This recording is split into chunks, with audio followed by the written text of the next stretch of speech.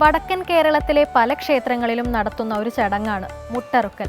വിദ്യാ തടസ്സം, വിവാഹ തടസ്സം, തൊഴിൽ തടസ്സം മുതലായവ മാറ്റാൻ നടത്തുന്ന ഒരു വഴിപാടാണിത്.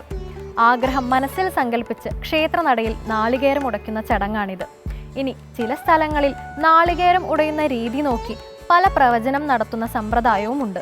കേരളത്തിലെ പ്രസിദ്ധങ്ങളായ ശ്രീകൃഷ്ണസ്വാമി ക്ഷേത്രങ്ങളിലൊന്നാണ് മലയൻകീഴ് ശ്രീകൃഷ്ണസ്വാമി ക്ഷേത്രം. മലയൻകീഴിന്റെ ദേശപ്പെരുമ ക്ഷേത്രവുമായി ബന്ധപ്പെട്ടിരിക്കുന്നു.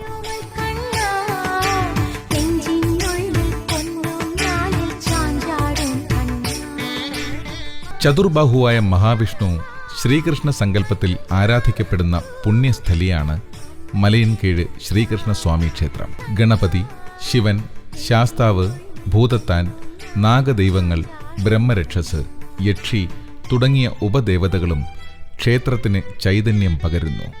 2 മഹാത്മാക്കളുടെ സാന്നിധ്യം കൊണ്ടും പ്രസിദ്ധമാണ് ഈ ക്ഷേത്രഭൂമി.